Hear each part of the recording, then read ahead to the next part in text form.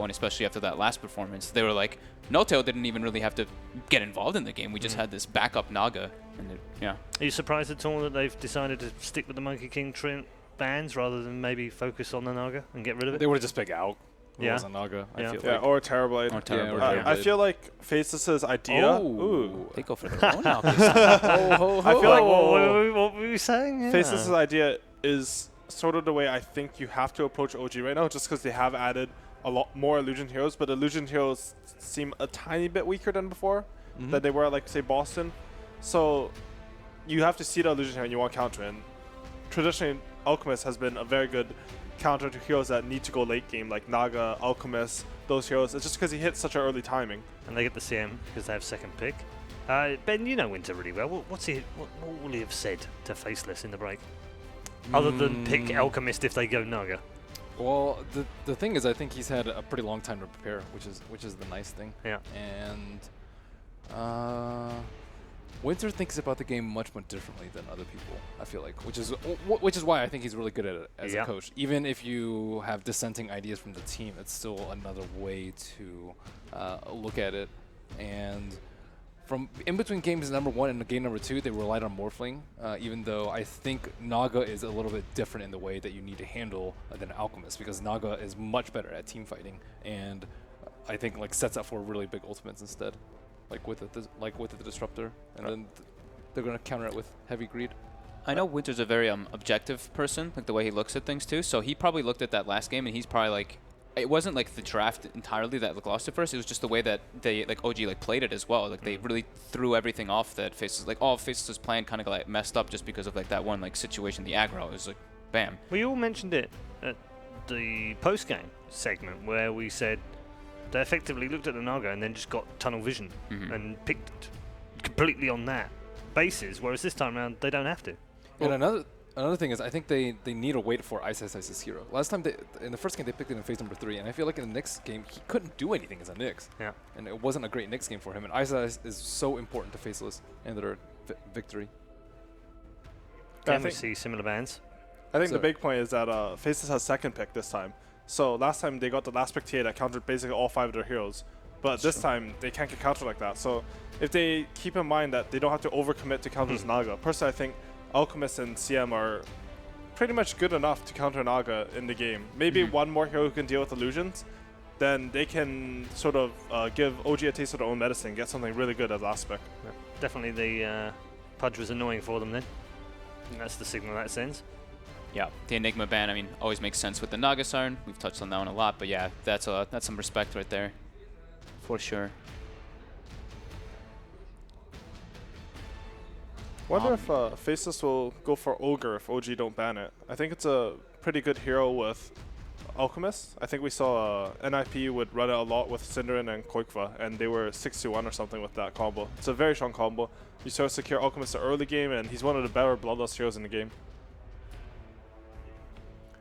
Don't you want a hero that can pick up more items though? Just because I think that the game's always a little bit slower with Alch, and you want to like generally buff him up with like Glimmers, Lotus, Solar, etc. Whereas Ogre can't really do that. And I don't think he's like the best Bloodlust carrier just because he doesn't right click that often. But that's true. I wouldn't mind a high farm Ogre this game though. Like we saw in some of the who was that team who had like 18,000 damage on Ogre? That was TNC, right? Yeah. Like he had a million items in Ogre. You can actually do that on the hero. In that game, he managed to do that while maxing Bloodlust first, but you don't have to max Bloodlust. How the spell scales, the first like couple points can sometimes be good enough, and you can max that W, which is 400 AoE damage at max. Look at those OG bans. Poor Ice. They're like, picnics again. Picnics again, I dare you. Seems like they really have an idea versus Ice's Nyx Assassin, which in my opinion was one of his most dominant heroes, at least in the past for Faceless. So there's still Magnus though, although that would be pretty greedy. Magnus Alch is the classic DAC combo. I don't think we've seen that this tournament at all. I don't think so. We haven't seen too much Alch, surprisingly, outside of OG games. And I feel like the teams who are picking it versus OG are only picking it because they're playing OG, not because they really want to play the hero. Yeah. Yeah, I feel like we haven't seen too much mag lately either.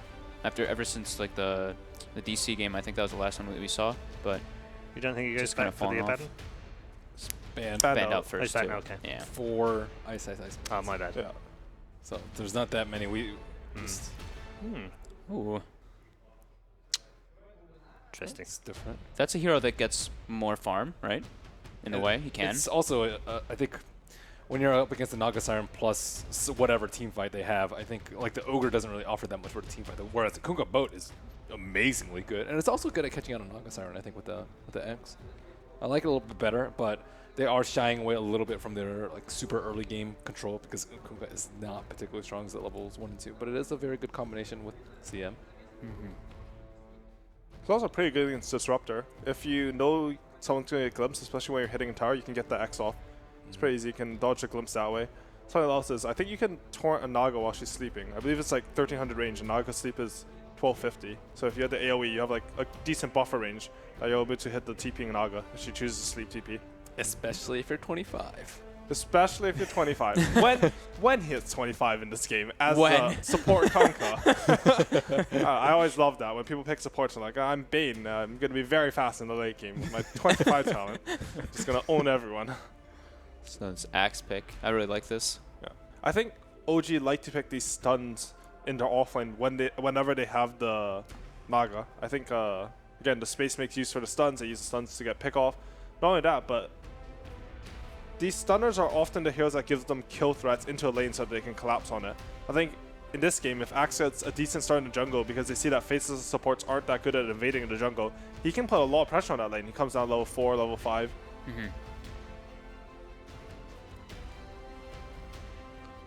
Might struggle a little bit to dunk though. I think it's an issue. Versus like Alk and Kunka might not be terribly easy to do so. And he also doesn't know who his the safe lane matchup is. Yeah, that's true. One thing that can be said for Axe and Bristleback. Okay. Whoa. One thing that can be said for Axe and Naga Siren together is that it's a nice combo in the sense that you can blink and call, you can fight for those 3.2 seconds that call lasts, and then you can sleep, reset the fight, and when Naga's sleep gets off cooldown, you also have the Axe call again. Just because it's such a short cooldown. That's a good point, yeah. Bristleback is That Ice? It looks like it's probably Ice's hero, right? I don't know. Wouldn't have thought so. Oh, Naga and Terrorblade. And Terrorblade. Whoa. Wait, this is support Naga then, right? Probably? Yep. Probably. Yeah, more than likely. I think support Naga's decent versus Bristleback just because Net is such a good spell versus him. I guess this Bristleback, they've planned on it for a while because I don't think you normally pick against Axe. Traditionally, the heroes that counter him are Legion Commander and Axe just because you can turn him around, hit him from the front. Yeah. He's a good Eggs carrier though. That Eggs is super underrated. Works well with Conka with the Rum too. You can get multiple quills. How does that work with the your back turned with you have Rum? It How does should the be quill- additive. It should be additive, So right? you should take like 10% damage. Oh no, I mean like the the quill? damage that you take the quill. No, it's only damage you take. Like you have to lose the 200 HP for it to do the So quill. do you Yeah, just okay, start so the spraying reduction after? doesn't So, yeah, I don't know actually. That'd be pretty cool. Because like, do you get like 15? If you have like the Rum effect on you, and you take, let's say you get like Lagooned or something, do you do the quills pre-reduction? I have no idea. I actually don't know how that one works. I feel like in Dota 1 it'd be some like pseudo heal thing. You know how they Yeah. did pseudo heals in Dota 1, and you'll just spray a bin of things, but I have no idea in Dota 2. But it's kind of cool concept though, like with the Kunkka Bristle. So if he does get turned, now he does have like that kind of save factor from the Kunkka. He has like at least the Rum. Bristleback's also a hero that greatly benefits from the CM aura. I Yeah. do like that about all Faces' CM lineups. They just use the aura so well. I think it is an offlane Bristleback. I think so, to be right? honest. I mean, they have last pick, so they'll get to see OG's last hero, but I think it could be pretty strong. It's like one of those. I think it like fills the concept of they did with in the first game, like that hero that just sits in the lane. Like Nyx Assassin, you kind of want to. You don't want to always be showing on the map. You want to be moving around. This one kind of feels like the same kind of concept as the Abaddon. I guess who can that's just what kind of just go in. they identify as strong, because OG did that with Centaur in game 2. Pugna I mean, ban. they knew if they picked it, they would instantly lose, so you gotta ban that out. They have 2 illusion heroes. I mean, Pugna is Yo, the best it's actually a really anti-illusion good hero. Pugna game. I you have to think that save was a very versus the good call. ban. Yeah. Oh yeah. Yeah. So yeah, Ice did pick the Bristleback against SG when they won in the group stages. I feel like all the Bristlebacks I've seen at this tournament actually have gone completely berserk. Ooh. Yeah, I agree. An Elder Titan. Haven't seen a huge amount of him this tournament, that's for sure. Jarek's played it at one of the games that I saw in the group. Maybe once or twice even? Maybe even twice I think he played it. So it's Core Terrorblade and Core Naga? Looks like it. So what, mid TB? versus the Alchemist. Yeah, it's, Yep, it's a pretty really common. good matchup for Yeah. TB. Yeah, just the second game for the Elder Titan in the tournament. I like the Elder Titan with the Disruptor. You get vision, at least, as well from the Spirit to be able to get the glimpse charges. And now they have, that's like their big team fight now is the 2 support heroes, the Disruptor and Elder Titan, to kind of help with that. Black has no idea what he wants. Yeah. And yeah, that's a good point too. It like really hard. It doesn't like hard. I mean, yeah, a lot of the heroes that Black plays, Elder Titan really does punish those, like the Slark, the Morphling, things like that. It's very difficult to play versus the Elder Titan. Yeah. There aren't that many good options for him, too. Maybe that's where they make the switch up and they could maybe put him. I think this is where they could like make the change. It's like, okay, now maybe we They didn't have that don't much do it. reserve time. So they go back for the Tiny that they did previously. And with an Alchemist too. I think I like it. They had a lot of sustained team fight with the Bristleback and Alchemist. What they really lacked is some magical bursts. They have a bit with the Kunkka, but it's very slow to come in. They need something a bit faster. Okay. Alright. Our draft is complete for game number 3. Prediction time. Alright guys, who are Milady. we gonna curse? I want Faceless to lose, so I'll pick Faceless.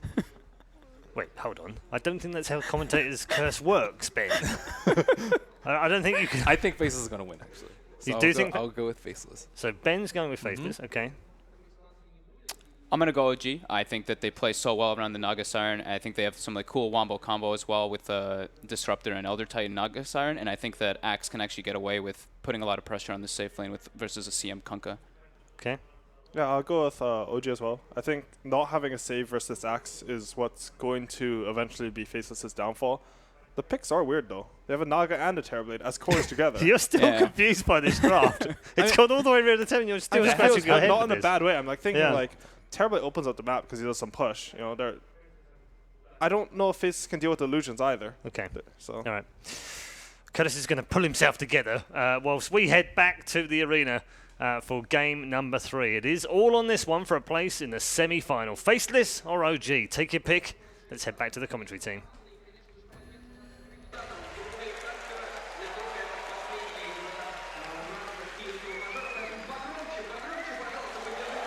And it seems like in game number 3, we are indeed going to have a very different kind of game.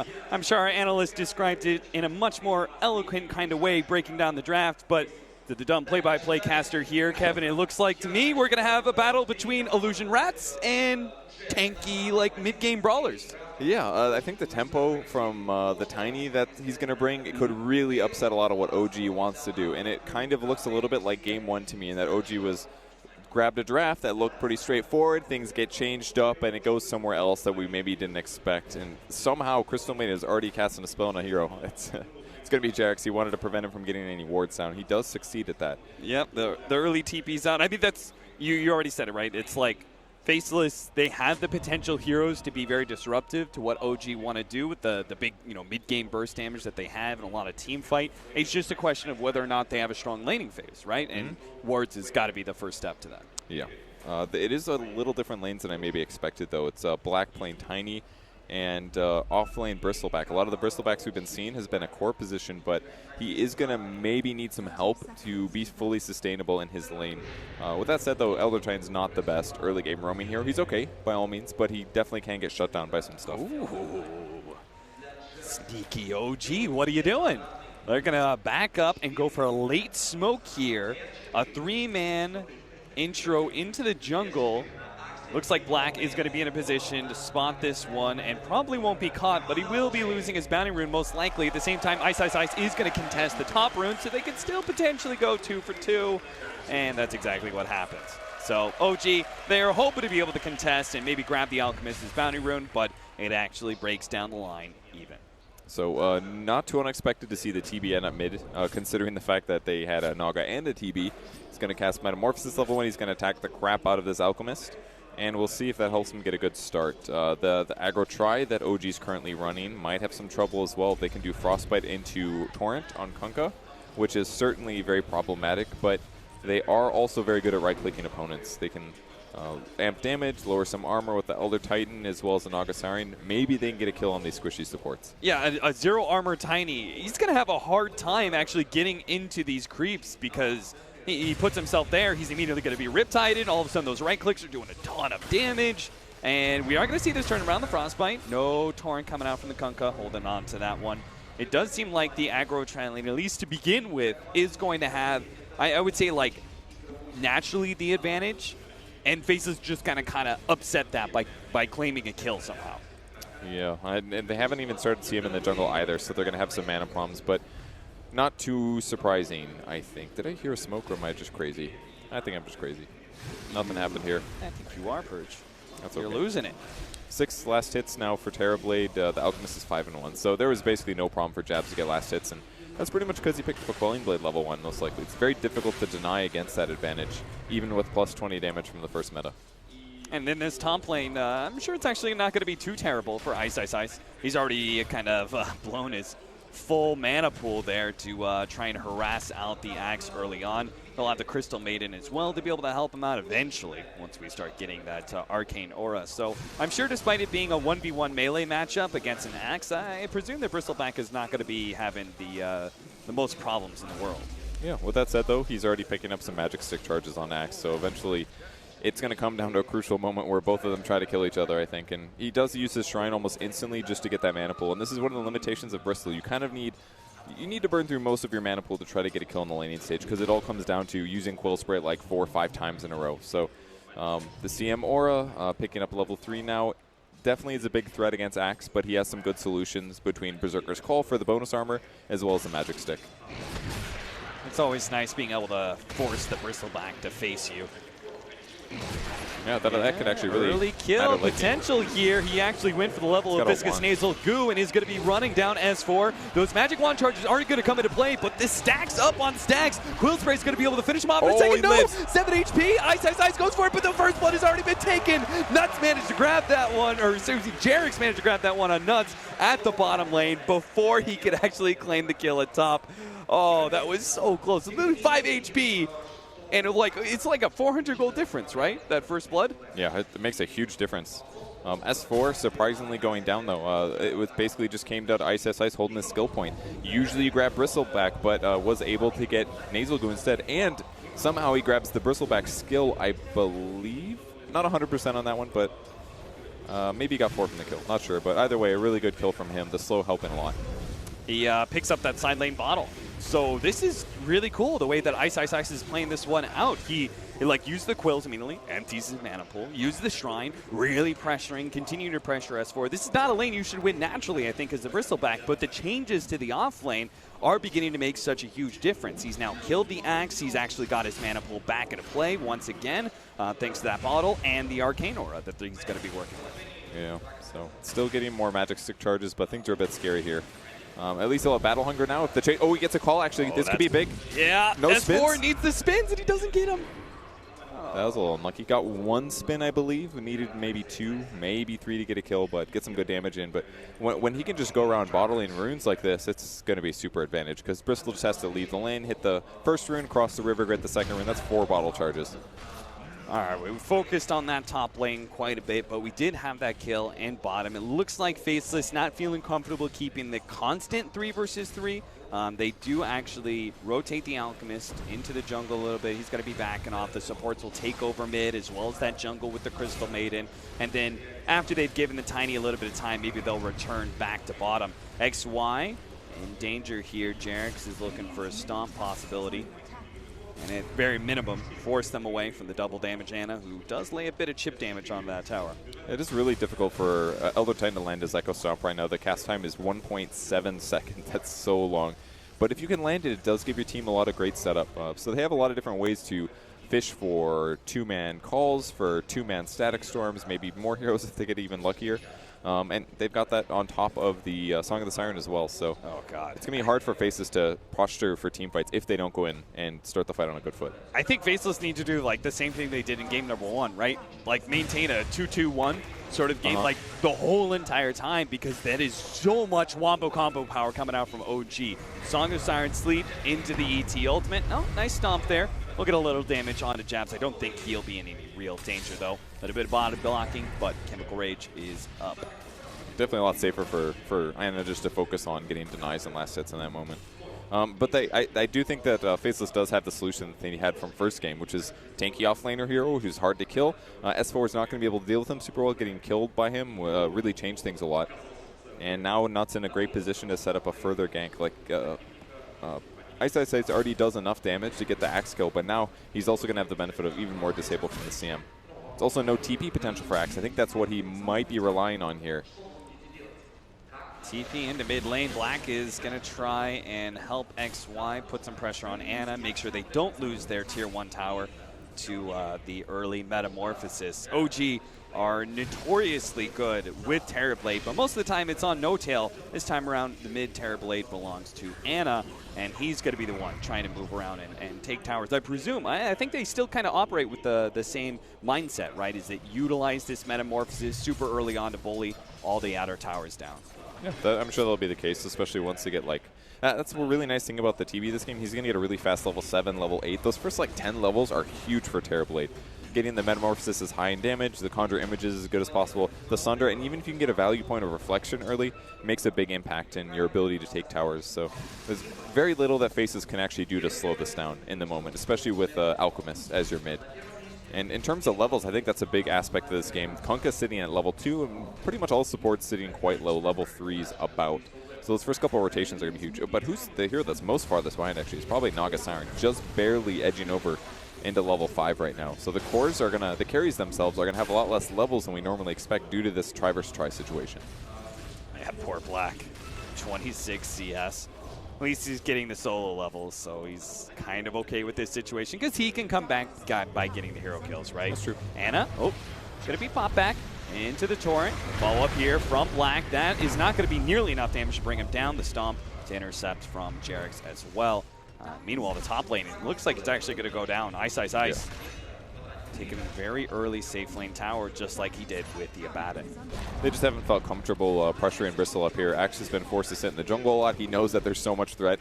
One other hero and it'll be enough damage, but Axe is just not... He can do very well against the Bristleback in lane, but it definitely requires Ice to make some mistakes. And really, if Bristle's just as fast as you and he has enough ground to just continuously cast Quill on you, it's not too unexpected to get kills. And with that advantage, it's been hard for S4 to catch up. Still going to rush Vanguard this game. I think it's a pretty good choice. Still a good mix of damage coming from Faces, but raw HP alone is going to do a lot. Yeah, he needs to make sure he has the survivability against that call, right? And fortunately, he doesn't have to worry about the initiation anytime soon from S4 because S4 is actually going to be going for a Vanguard of his own and obviously losing his lane. They're rotating forward for mid. They want to be able to push back Ana here, but the stomp onto 2. No Tails here as well if they actually want to be able to fully fight this one out. They're going to try and get some damage onto No Tails. One him down to half. There is no escape mechanism for No Tail here, so he's going to be caught by the Torrent. It looks like he is going to be brought down. Ana's trying to get some damage out. Oh, he actually survived through that one. It looks like Raindrop. Managed to allow him to survive through that one. Jerix gets another great stomp in, and they finish off Black. Now Japs is going to have to run himself away from all of this, but he is going to be ensnared up. Ana's coming in with a big time damage. They're trying to get in front of Jabs to body block him. Doesn't quite get it. The kinetic field snatches him, though, and Jabs now locked against 3. Body blocks by the 2 of them, giving Ana the opportunity to lay out the swings. Another ensnare. He's got to get the armlet toggles, but it's just not in time. Sunder. He misses out on that one. Black gets the toss up. The Sunder attempted. Frostbite, no! He gets the Sunder off. And OG win that fight big time. They walk away with multiple core kills. They killed 4 heroes, lost 0, I believe. I thought for sure No Tail was dead, but if we look at Black's level, he's only level 5. That was a level 2 toss, meaning that Raindrop blocked 120 of that 150. After reduction, that's a whole 22.5 points of damage to the Naga Siren. He got the wand off afterwards, absolutely keeping him alive, and he was a big impact in some of those crucial kills. XY pulls himself back.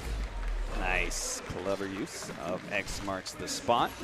Now, one member I didn't really feel, Ice, was he a part of that fight? Did I just miss him, or? I didn't see him there at all, unless there was a deeper part of the engagement, but S4, who's trying to bait him to the shrine, I think, here. They're getting him pretty close. No support TP, so Ice will be fine, but S4's got blink money. He's changing his build up here.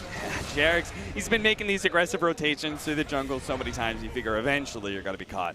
That's what happens here. Ana, you don't have Metamorphosis, so this Invis is not going to do too much besides getting maybe a surprise CS. You know, Invis is really pay off when you can cross the map to the place you want to farm safely. And it worked out there. Ana gets another 5 last hits. Big rune pickup. Well played, Ana. As always, keeping us as casters on our toes. It's 2-5, 11 minutes in. Faceless are currently still a bit behind OG. OG, 1,000 net worth lead and about 1,500 experience after what was a huge mid-lane team fight for them. Not only took 4 kills, but also that mid-tower. And the only real member of Faceless that's looking good right now is Ice's Bristleback. Yeah, Alchemist just barely in the net worth advantage, but not for a whole lot. Just a couple more last hits, Goblin Greed stuff.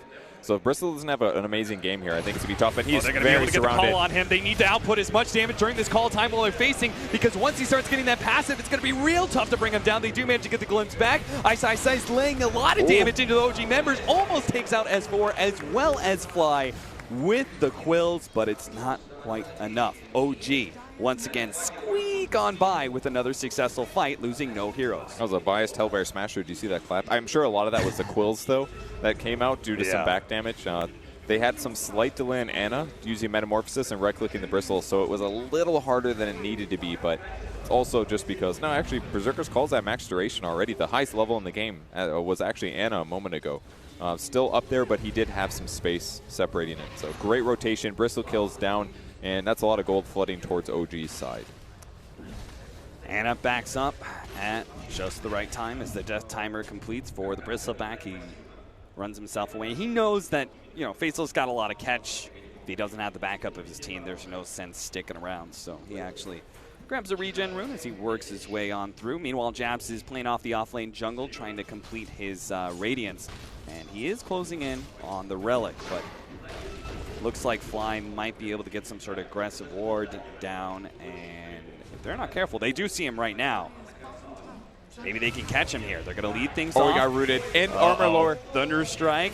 Jarek's going to be the stun that he throws out, but Jab still needs a lot of extra help. He is going to be stomped up. This is going to set up Fly potentially if he wants to throw out the Static Storm. Isn't going to be using it just yet. Jab's going to be brought back. He tried to go for an armlet toggle, but ends up dying to Ana's right click before he could do anything there. Bottom lane, S4 is actually kind of setting up for maybe to go on Ice if his team mass rotates, but it doesn't look like they're feeling real comfortable, so instead they just lose the tower. A little unfortunate for Alchemist. Perfect time for that Ancient to strike.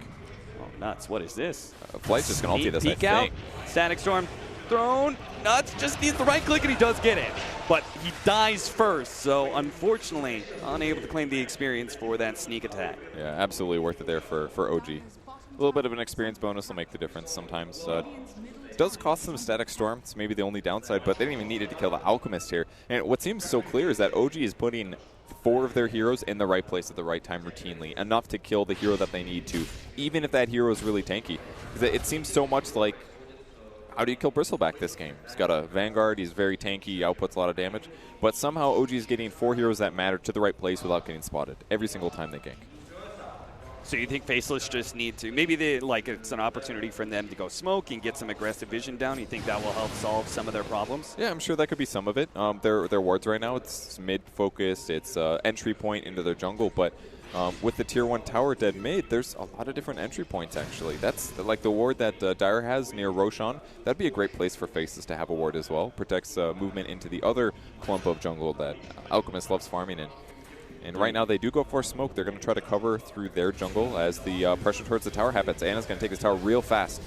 They're going to wrap around behind Ana. This tower's going to drop, but they've already completed the TP for the Tiny, so they will have additional heroes here, but they need to be able to combo them up and keep the control. S4 actually got hit by the ambulance, so he doesn't get the call. The control is not there. The Terrorblade ends up dying, unable to get off his ultimate, and now S4 is going to die as well. Great rotation by Faceless. OG thought they had the correct counterplay there with S4 sitting in the jungle, but Faceless just brought enough members. Yeah, a small mistake there as well in Ana. He was on intreads as he got tossed in the air. There's a small chance with strength that he would have stayed alive to get his Sunder off and then the wand into Sunder, but ends up getting bursted down. That's always the thing you got to be afraid of if you're playing Terrorblade. It's fearing the burst, and Tiny has enough levels now. He's got the Blink Dagger. This may not be the last time that happens this game. I feel like OG don't make that mistake very often. I think when they see opportunities when they're ahead, Fly, going to be bursted down here, but he does manage to get the Kinetic Field Static Storm with no tail, managed to get the ensnare. That's a lot of damage laid out into Black already. Black's going to try and juke his way through the trees, had the Blink coming up. No Tail stops him, though. Are they going to be able to get the instant damage? He's going to have to Riptide at the perfect timing here. The blink already goes off. They already have some heroes spread out, but Black is just too quick for OG. That's very costly. They kind of had to go for the song to get the kill. Torrent X into a boat. Jarek's going to be caught. Ice right on top. He goes for a stomp, hoping to be able to make his way out afterwards, but doesn't get it off in time. Medallion pickup making the difference there. Oh, yeah. That's a lot more single target damage output there by Ice, and Solar Crest will follow, so he is going to be real hard to kill this game. It feels like Faceless is finally putting on the aggression they need to do. The OG heroes are killable, but it was just very difficult for them to do that earlier because they're lacking of levels. And the first couple skirmishes that went their way really allowed them to catch up. And now it's getting to the point where I was scared for OG during the draft, where their cores are definitely pressurable. They've got a lot of burst damage, and they are still tanky and kind of hard to kill. But it's the time right before Radiance. No-Tail doesn't want to run around the map fighting. He just wants to finish his Radiance so that he can offset what Alchemist is doing. Speaking of him, he's working towards the Boots of Travel. He's been bought a lot of time thanks to the Bristleback and everything Ice has managed to accomplish with that hero. 7-8 right now, 17 minutes in, and that gold lead has gone back in the favor of Faceless by about 2K and 1,000 experience lead. Again, Alchemist advantage does pretty much make this all kind of null and void. It seems like a game that's straight up 50-50, and Faceless kind of looking at a timing window where they are going to be very tanky, very strong in team fights, able to output a lot of damage. And do you think OG actually contests that with the Naga Siren setup, the just going for it, or do you think they try and wrap?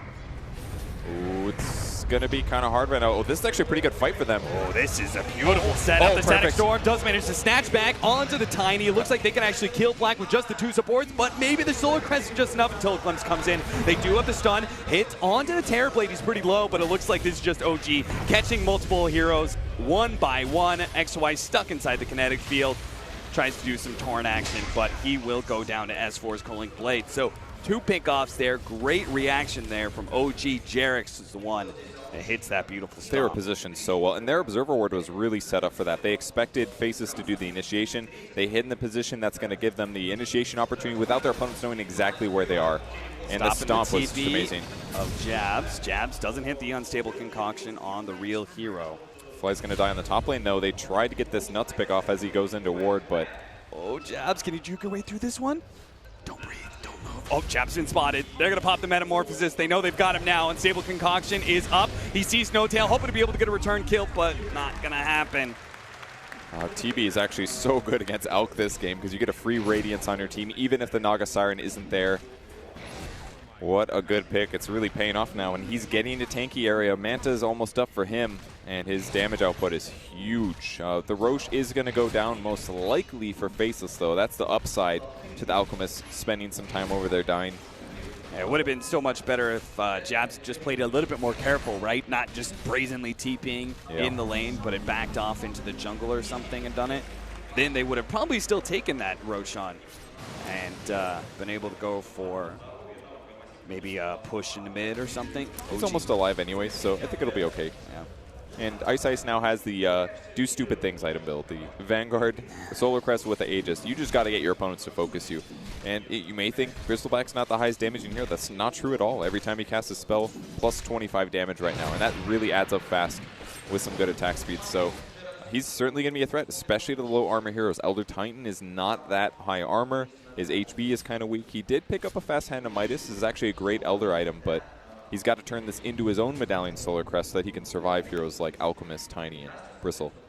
There's still a good amount of control from the side of OG, not just the Song of Siren, but you've got Disruptor and ET. Do you think how does our Bristleback deal with those kind of kiting mechanisms? He's just got to approach the fight from a different direction, I think. That way he can hit the back line and constantly mess with them, delay their ability to just use their skills perfectly. Right. Because if OG gets to play around with initiations, they will find the perfect initiation.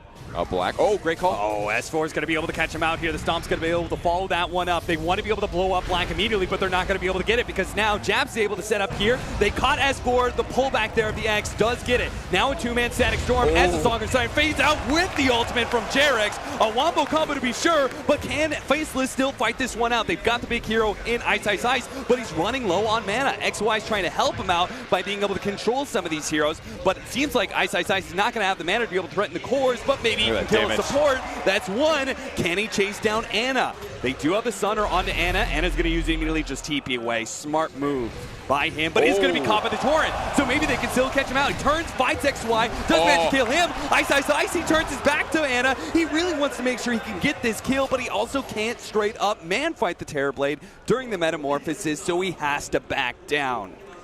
XY got a little too excited about his TP cancel, and when all you have is a Tranquil Boots and Staff of Wizardry, that's not going to be enough to tank the Terrorblade. But even when Bristle was fighting him head-on, it didn't look that survivable.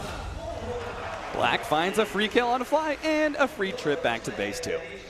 A full mana, no problem. That's what he wanted. Black's still going to have a lot of survivability problems, though. The OG did a great job salvaging that team fight in a strong way.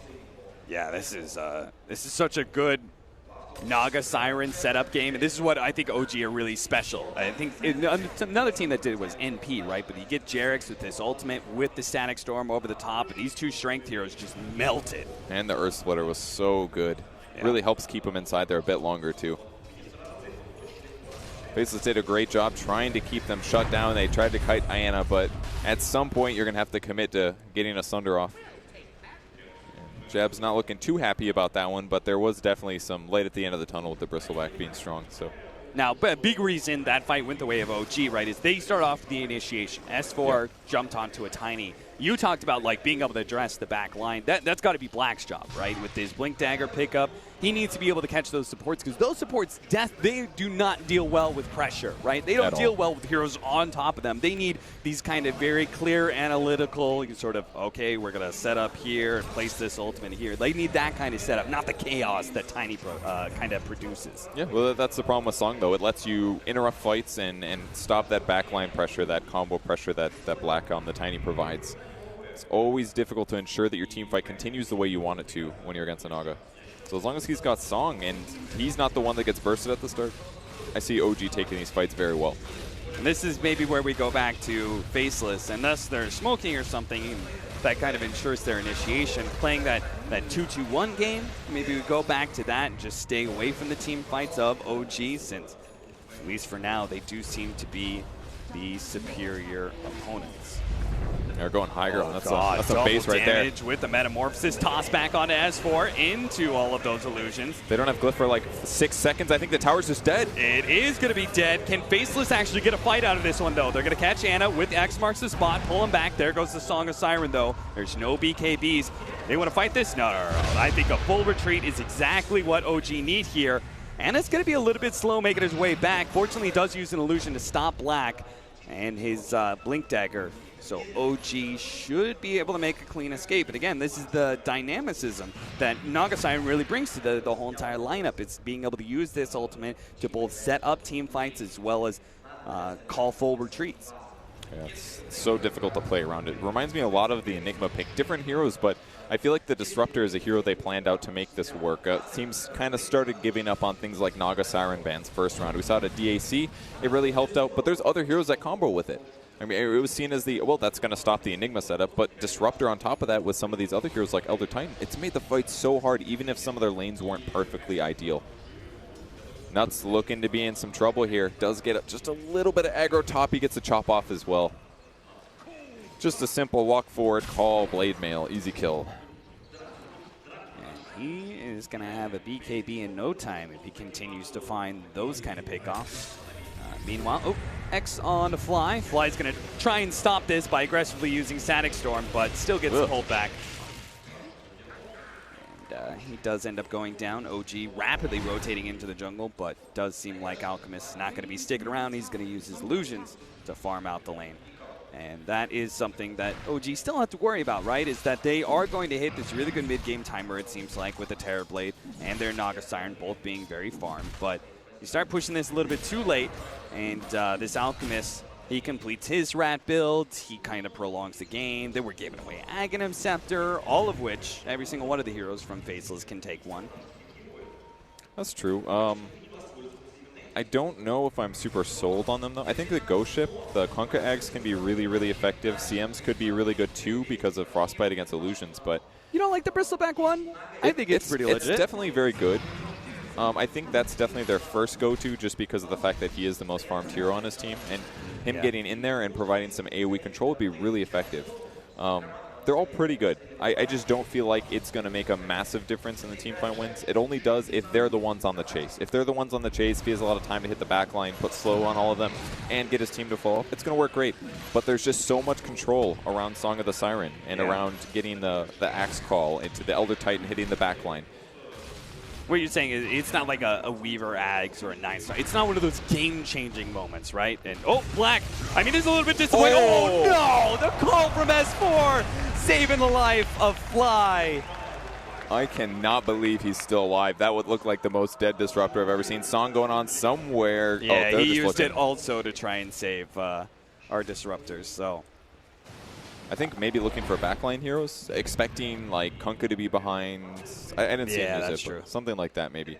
Yeah, it's not the biggest loss either. It's 100 seconds. It's a bit, but they're fine for now with the dead Tiny. If you're Faceless, do you think you try and take advantage of this timing? Your Tiny's coming back up. You know, Song of Siren's down, or you're just down to prolong the game and play it safe. Oh, I would definitely don't want to prolong the game in this game. I think OG has way too much team fight control for that. I think you have to keep doing these little pokes like Black did. Or tried to do. I mean, he did it very well against the TNC yesterday with his Slark, but it's a little harder on Tiny. If you can't kill the squishiest hero on the map, that's a bad place to be in. Maybe if he has an Echo Saber, that's a kill. Pretty much for sure. Shadowblade helped, I bet, but maybe something could have been min-maxed a little better, but Black's got to be the one to find the kills, and if Tiny doesn't keep getting kills, he will not scale as well, especially in the face of all this minus armor. That's a big weakness. Our BKB timings, Ice does have his, so the Song of the Siren is going to be a little less reliable, not just being able to escape, but also being able to set up. Bristleback is just one hero. He won't be able to go on. As far as the others, though, Alchemist is still trying to complete his Rat build. He actually has the Radiance Manta and went for the Shivas early on before the Octarine. Presuming at some point after the Octarine, we're going to have to consider a BKB. Yeah, he has to get the Shivas because of all the minus armor between the Elder Titan. It'll remove 9 of his base armor, which with just the armlet would leave him around, 9 or something like that. It's not really enough when you put a medallion on top of that as well as the Riptide. You have to go for an early armor item or you're just going to get ripped apart in fights. So slightly forced. It will delay his farm split push, which definitely gives OG a split push advantage with the Naga. Smoke for smoke. Faceless as a 4-man crew pushed out. Look for something in the enemy jungle. OG playing very defensively around their shrine. Also pop a smoke. I'll see him reveals. So they know they can pressure forward now. Yeah. They're very rapidly closing in. They're going to try and cut off some of these members of Faceless, I think.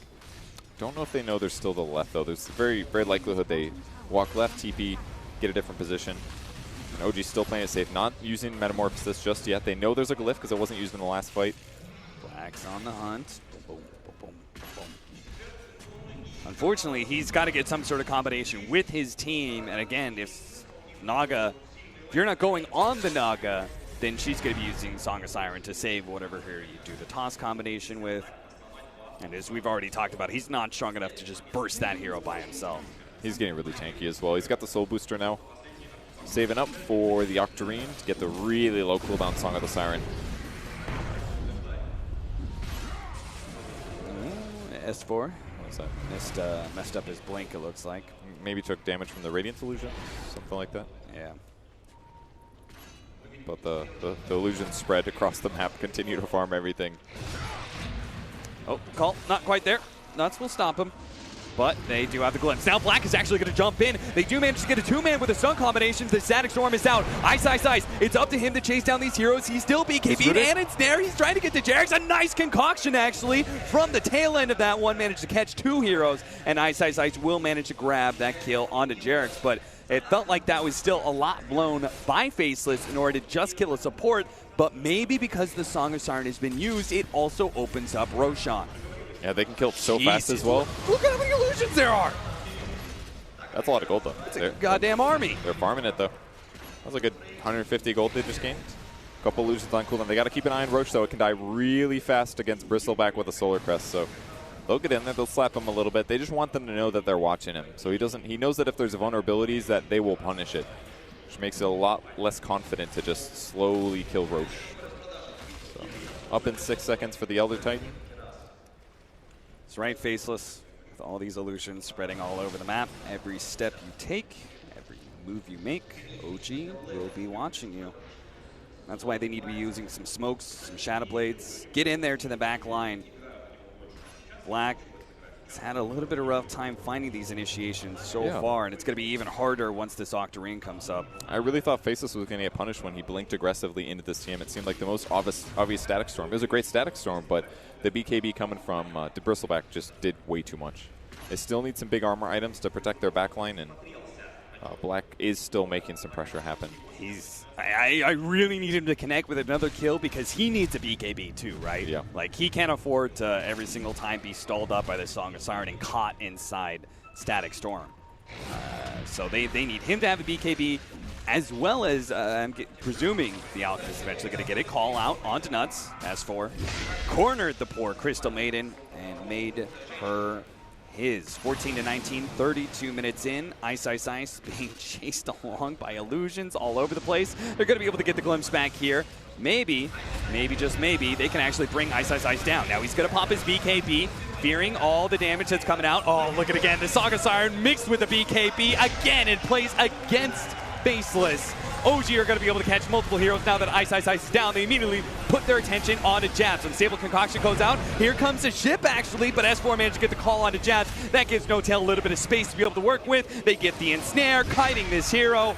2 down from Faceless. Asunder goes out as well. That'll be XY caught.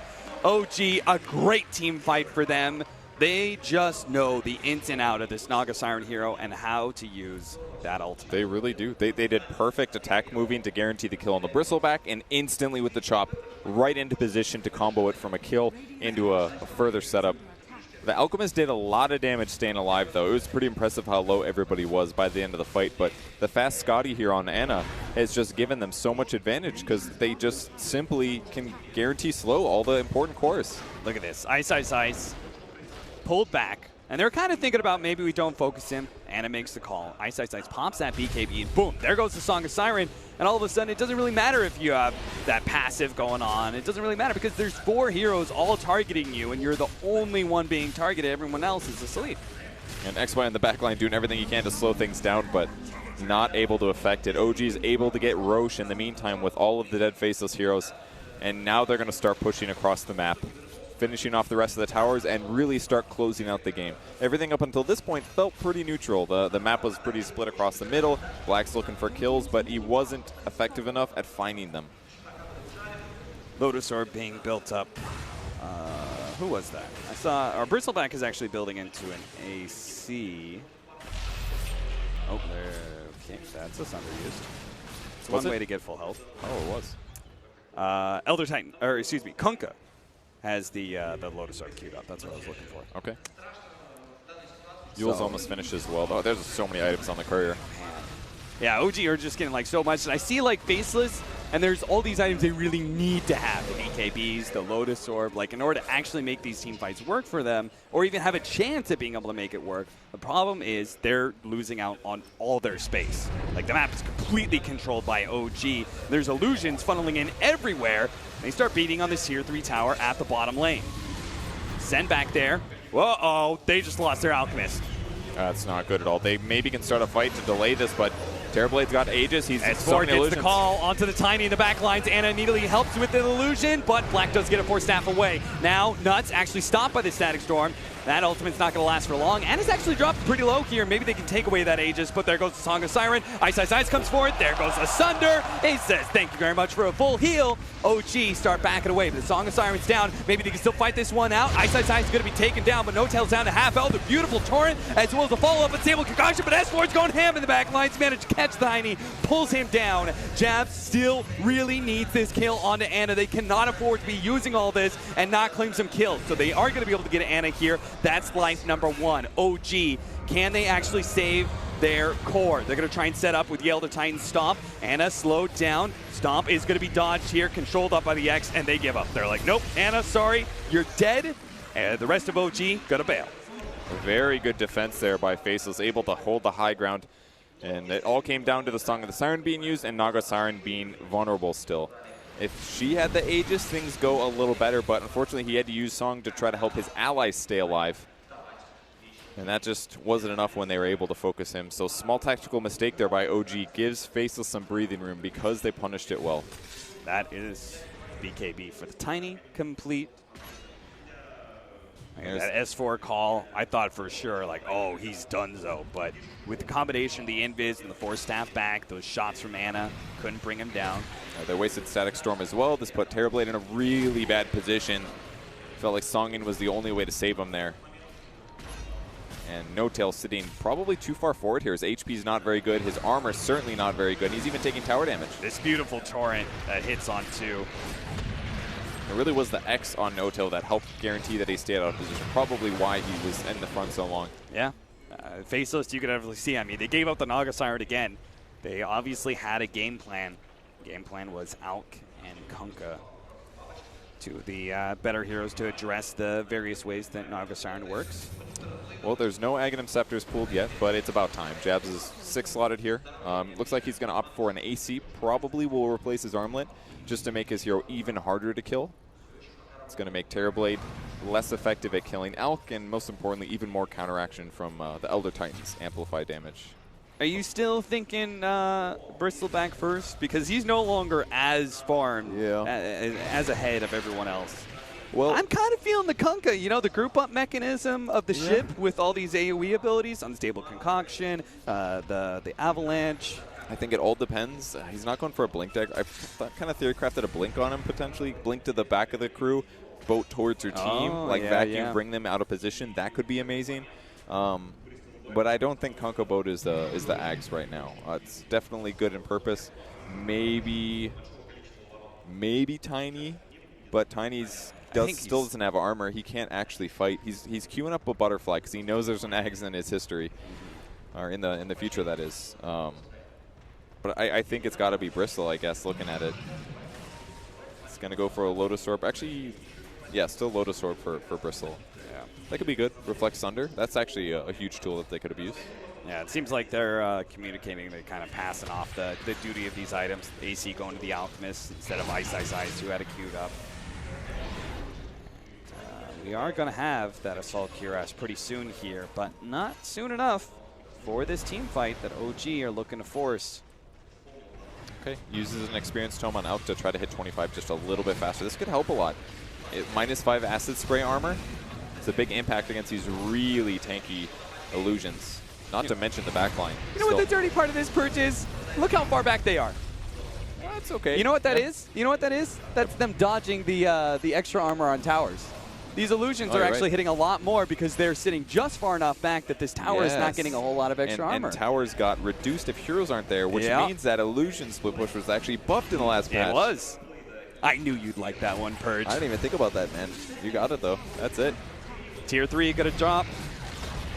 Anna pushes forward with the Metamorphosis. Oh, that is going to be S4 catching the Bristleback. Can they bring him down in time? The Unstable Concoction is going to stop the damage, but they have the Song of Siren. Looking to reset things. They're going to go for the Bristleback. He does have a BKB, though. He's going to pop it instantly, but he's still slowed down. Black, Anna's not sure who to focus. He goes for the supports in the back line. Over taking out the Kunkka, and Nuts also falls. While S4 controls up the 2 cores. They're dropping fast. Ice, he managed to take 1 kill. Jab's getting clean up the rest. They're all pretty low, but the damage is too much. He is the only one that has buyback. OG look to just overwhelm Faceless now at the 40-minute mark.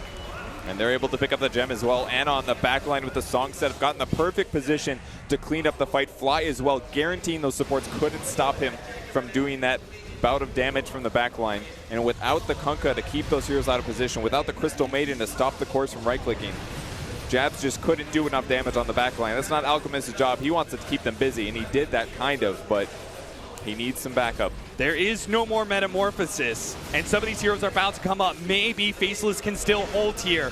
They have one last lane of racks. They're going to use the Sunder for the little bit of extra HP. OG are full committing here to try and get the Mega Creeps. Jabs jumps forward, trying to go for Anna. Song of Siren being used. that is why they did that, because they knew they had this fail-safe plan. They can always pop the Song of Siren as soon as the fight comes to them and they feel uncomfortable. Not able to gap close. They really wanted to get an X off there. It could have been a big kill, but not going to catch Fly either. Full Ags now for Disruptor. Oh, no. Ooh, Those BKBs are no longer useful. This is like the OPI win the team fight no matter what thing. I mean, OG's been looking at this stuff for weeks and months. The Song into Black Hole. Can't stop that unless you have the BKB break. Song into you can't cast items and your silence no matter what. That's also very abusable. Could be great against Bristleback, potentially good against Alchemist. There's so many good things about what OG's lineup does scaling into the super late game, and they're not even they just got started really on the items that combo well with it. A monster lead for OG right now, and they're just one melee and one ranged racks away from Mega Creeps. They've got I don't see any other way. Faceless have to find the initiation. They have to be able to push out, because otherwise they're either going to get ratted or they're going to get a Song of Siren setup that they can't beat. So Faceless has got to make some sneaky moves, but it's OG who are once again going to take the first step. They've smoked up. They do see the Observer Ward. Will they break it? Okay, they put their own ward down. They're going to leave it up there. They don't want to reveal that they're here, so maybe S4 can grab an initiation. Oh, goes on the illusion. That is not what they were hoping for, but maybe they saw the catch. No tail. Okay. This is not going to be a full-out spread. He's going to try and get the Static Storm on multiple heroes, but he take down jabs first. The regen, not going to be enough. He's down for 2 minutes. Now the rest of Faceless, good call onto 2. Again, the 2 cores controlled up by S4. Freezing Field, let it go. Nuts, might as well let it go because there's not much left in the tank for Faceless. They're getting overrun by OG. They storm the base with Ana, taking a melee Rax, finishing up with a range Rax. Black goes in the back line. That's just an illusion, my friend. Black. Ice. He can't deal with these illusions, and neither can Black. The damage is just too much from Ana. Mega Creeps is up. Faceless don't want to go out of this tournament. They knocked TNC out to be here. They don't want to fail Southeast Asia like this, but it seems like OG are just one step ahead. Man, they picked all the heroes that combo well. It's their style. This feels like OG at its base. They made it work with this TB plus Naga. I doubted it a little bit. But man, No Tail's early rotations at 6 were incredible. Farm? No, I'm here to fight. I got to make up for something because we had this weird draft. And then their late game execution, their mid game execution was just flawless. I'm sure other teams are going to be learning from Faceless here. First of all, game number 1, how they played that one out was really special way to fight up against OG. But also this game 2 and game 3. OGs are the master of the Naga Siren. I don't think you can give it to them anymore. And even seeing Ana playing Terrorblade for the first time, 22-7. He farmed faster than a Naga Siren did. He made all the right decisions in the team fight. So much physical damage output. I mean, if I take a look at the scoreboard, he did 34k damage, No Tail getting 30k. He had an amazing performance, but across the board, just cool drafting, picking an Elder Titan back up into the draft. Hero that's kind of forgotten, worked amazing. The Pudge as well, right? Pudge, OG still showing that, hey, everyone's going to give him a crap for, hey, picking the Radiant solutions, yada, yada. But they're still showing a lot of different variants when it comes to, like, their support heroes. Sometimes their offlaners a little bit different. I mean, we also don't see a whole lot of Axe, right? So there may be this base that OG's really good with, but there's enough versatility to kind of work these sort of lineups against almost anything they're facing. Yeah, and that puts them up to the quarterfinals. It was looking really scary after game 1, but OG moves on. That's right. OG in the quarterfinals. Faceless done what they can for the Kiev Major, but that is the end of their run. How far can OG go? Questions only the analysts can answer. Thank you very much. Yes, Capitalist, we are back with our panel once more. OG move on again. They reach yet another semi-final at a major and have another shot here at picking up their 4th major outside of the international. Absolutely incredible form from OG once more. Ben, a lot will be said about the Naga picks, and I guess other teams are now going to learn this. Well, what's better than 1 illusion hero? It's 2 and 3 in 1 game. They played it very, very well. Yeah, Ana hadn't played Terrorblade that much, but No Tail's Naga Siren and the sleep setups and the sleep resets and the sleep escapes are just way too good for this type of game that they played in. I think that Faceless were at a complete loss as to how to take team fights. Yeah, I think OG also looked at the draft. They recognized like right away. They see, okay, they pick a CM Kunkka tiny tri-lane, so they just go aggro. And if we looked at, like even at this clip, you look at where Black's net worth is. He's at 9,000 on a safe lane tiny. He is extremely shut down in this game, and I think that's just big testament to OG. Just at least that for me was a big factor for this one. Just to not let the tiny be able to snowball out of control, getting pickoffs at all. I think it was really painful for Faceless to try to deal with that, and OG just had very comfort picks. Like you said, their big team fights, their wombo combos were on point. They knew when to take the fights. No Tail was always in the right position at the right time. Very much an OG performance, this one, Curtis, wasn't it? Yeah, it was, and I think they showed us that, you know, Faceless came in with this idea. They would let OG pick an illusion hero and they counter it. I thought that was a pretty cool idea, but yeah. OG had something better, you know? You counter one illusion hero, we pick 2 illusion heroes. Now you can't counter both of them. And to be honest, Terrorblade and Naga, like, they're illusion heroes, but they're also very different types of heroes that do, as we saw in this game, have some synergy with each other. Naga's an illusion hero who's better at pushing out waves, doing magical damage, and Terrorblade's really good against those BKBs and doing a lot of physical damage. So they do have some synergy. Yeah, and on top of the fact that there's just like an army of... Oh yeah, Roshan, that was actually hilarious. The army of illusions running The army in. of illusions all over the map, just creating chaos. Yeah, I just love the way that OG could just like reset fights. It wasn't just with the sleep; it's the Sunder too. Like these two in combination. Even like, we didn't even get to like let's say super late game when they have like so many like low cooldowns. And yeah, the combos. I was going to say the Sunder at the bottom lane. Was incredible on Ana as well. Just effectively gave him 3 lives with the Aegis on there as well. Yeah, if you get to like super late game, let's say, and they have like Octarine and you have the 10-second cooldown on Sunder, you can reset the fight like 3 or 4 times with these 2 heroes and just keep doing that. So I thought it's a really cool approach, and having the Terrorblade to take objectives while your Naga split pushes waves and everything. It's a very OG-esque style. Yeah, I was just thinking, if you get 25 in Terrorblade, as you said, oh man, that would be so hard to play against. You get Sunder off, you get the sleep off, you get Sunder again on. And the sleep's probably up because that was a 0-second cooldown with Octarine for some reason. And then you get Elder Titan stomped, and then another Thunder comes out, and then sleeps back up it again. It really is the stuff of nightmares. It's just the eternal cycle. As you can see, the performance on the scoreboard favouring OG in the late game and eventually moving them on to the semi-finals. Unfortunately, Faceless do drop at the round of 8. They have at least passed that first round at a major, so they'll be pleased about that. But I guess they'll be disappointed because every team naturally is disappointed, Ben, when they leave the tournament. But having made the quarterfinals, is that as good as they could have expected? I think they were pretty close to winning this series. I think they did win game number 1. They had a blueprint to victory, but I think that OG just showed way more flexibility. It seems like it's the same heroes over and over, but they next leveled it with the two illusion heroes this game. I mean, the thing about OG is they might run similar strats, but every time they play them, they evolve them. They're constantly getting better. If you just run the same thing, playing the same way, you will get countered. But OG's came ahead of that. You know, it used to be like these last pick illusion shows. They figured out a way to make it work as first pick in Boston. And that was incredibly scary to see. And